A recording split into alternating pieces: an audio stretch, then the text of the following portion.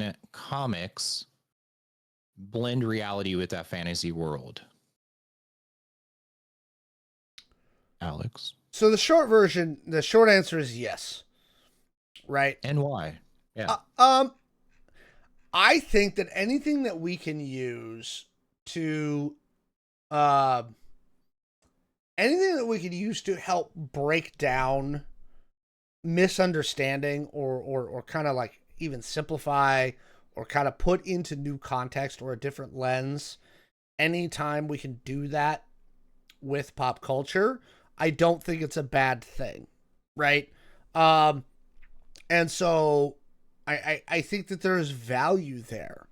I think that it helps put things in perspective. Now, these things are, again, can be misinterpreted.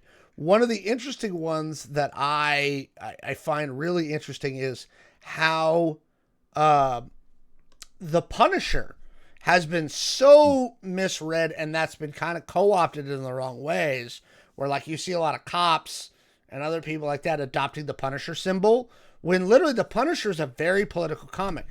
The reason he becomes the Punisher is because the cops are corrupt and they're not doing their jobs. Again, we go back to the 1940s, and what is Captain America doing but punching Hitler in the face? Earlier in the segment, we showed the famous Superman poster, to make fun of people of different issues. He's un-American. This is a long tradition in comics. Let's not forget about the fact that the guys who created Superman were Jewish refugees, right? And don't forget those facts.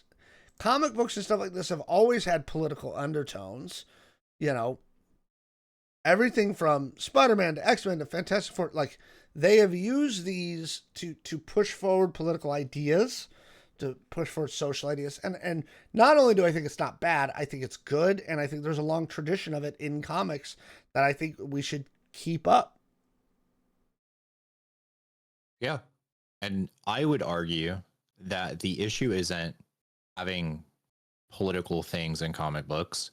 I think sometimes the execution might be a little off. Sure. I think when comic books focus on the story and then kind of weave these things into the story versus like starting with like, oh, there's an event that happened, and then I personally feel like it's way better. But yeah, I can also see like the counter argument to this is like, hey, I want an escape. I don't want to think, and I'm going to go to the most extreme thing I can think of, like 9/11, right? A lot of comic books did 9/11. Yep. I'm seeing this over and over and over on the news all the time. I don't want to pick up a comic book and read 9/11. Like I get that. But I think you're right, Alex. I think this is like a good artistic platform where we can kind of help bridge that, like, hey, like I've never encountered this situation before at all.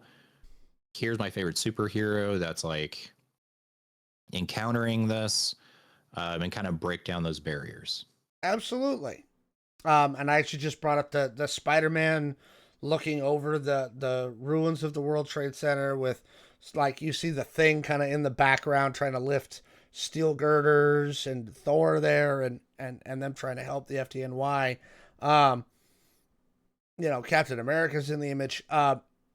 Yeah, it's absolutely it's appropriate. B, there's a long history of it. So anybody that tries to use that escapism argument, feel free to read Archie comics. Right? There's no. And look, I used to read the Archie comics in the grocery store line with my mom when I was a kid. Remember when you were at the grocery store and they had the Archie comics there right by the register? I'd pick up me the latest issue of Jughead, right, and read it in the thing. I had a collection of Archie comics, the old school Archie comics.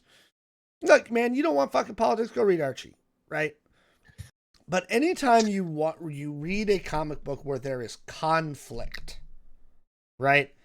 All conflict has an underlying message to it, right? So the idea that you're going to read about conflict and not have politics, not have those things involved, is a ridiculous statement.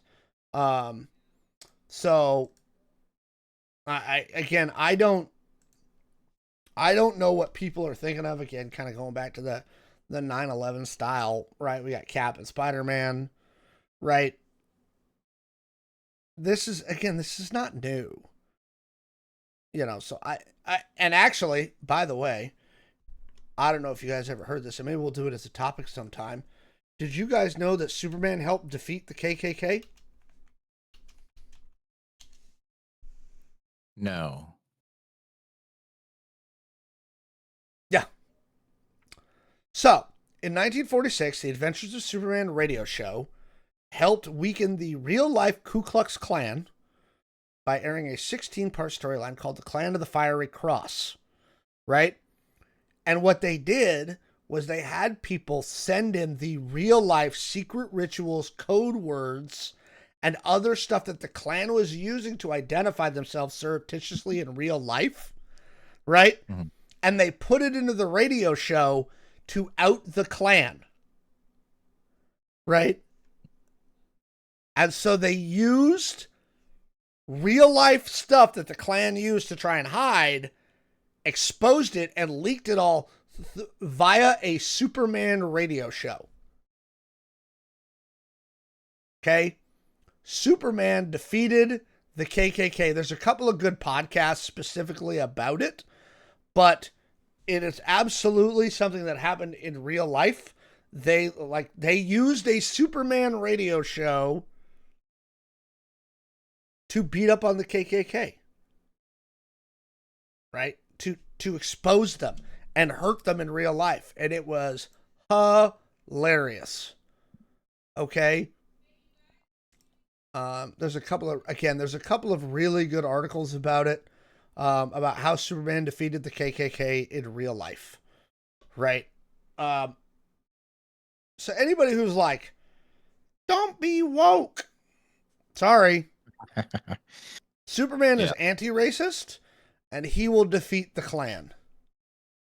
Okay?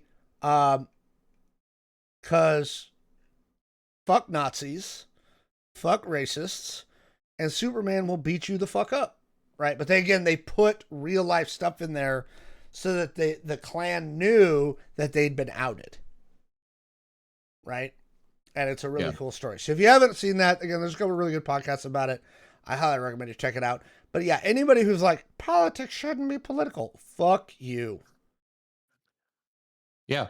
And I personally, if I can connect with something on a deeper level, like, it's going to mean so much more to me. So like, someone has called me a simp on this podcast for liking K-pop Demon Hunters. We got called Marvel shills many times.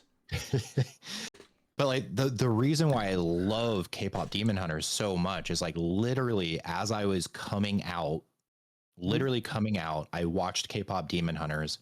And it was so well done, and it touched me on a different level. I was like, holy shit, like this speaks to me. Like this is kind of what I'm currently going through. Like this is, I mean, minus the singing, right? But like, no. I think you can get there, Jay. Let's get you some vocal lessons, and you'll be singing Golden. Oh God. Yeah, look, art should do that. Art should speak to society. Yeah. Art should speak to our social issues, and comic books are no different. Yep. I've actually been back on a bend lately because I'm reading through the Marvel Ultimate series, the one that's out right now. Yeah. All right. So I was getting the newest Ultimates Spider-Man, right? Gotta love me some Spider-Man. So, all right. Again, what do you guys think? Do you like it when comics mix in social commentary? Do you think it's appropriate, or are you one of those weirdos that's like, I only read Archie and don't want politics? Let us know down in the comments below.